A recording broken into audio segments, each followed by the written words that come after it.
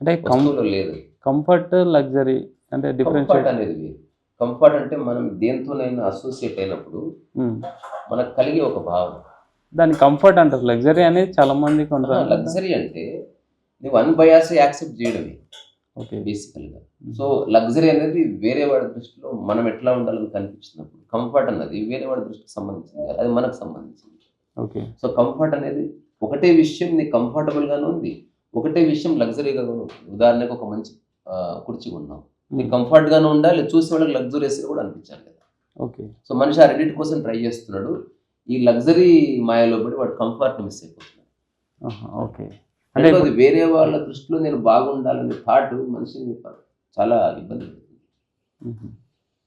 So, ఇప్పుడు నువ్వు చేసే ప్రతి పని వేరే వాళ్ళ కోసమే. అసలు నీ కోసం నువ్వేం చేసుకోవట్లేదు. మేకప్ నేను చాలా సార్లు అడుగుతా లిప్‌స్టిక్ పెట్టుకుందాం అనుకో. హ్మ్. నీకు కనపడదు కదా అది. అవును. అంటే నువ్వు వేరే వాళ్ళ కోసమే అది రుద్దుకుంటున్నావు. ఓకే. అడవిలో ఉంటే లిప్‌స్టిక్ ఉందా? లేదు. అంటే వేరే చూసేవాడెవడు అందుకే ఇంట్లో ఎవరు లిప్‌స్టిక్ పెట్టుకోవట్లేదు. ఎందుకంటే వాళ్ళ ఆయన చూసిన సర్ప్రైజ్ గాడు. ఓకే. నేను ఐయామ్ నాట్ అగైన్స్ట్ లిప్‌స్టిక్ పెట్టుకోండి.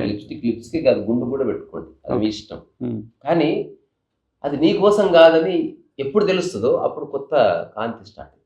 ఇప్పుడు నువ్వు బట్టలేసుకుంటున్న నేను జస్ట్ నా శరీరం మీకు కనబడకుండా అంతే. హ్మ్. నా బట్టలు మీరు మెచ్చుకోవాలని నాకే ఆసక్తి లేదు.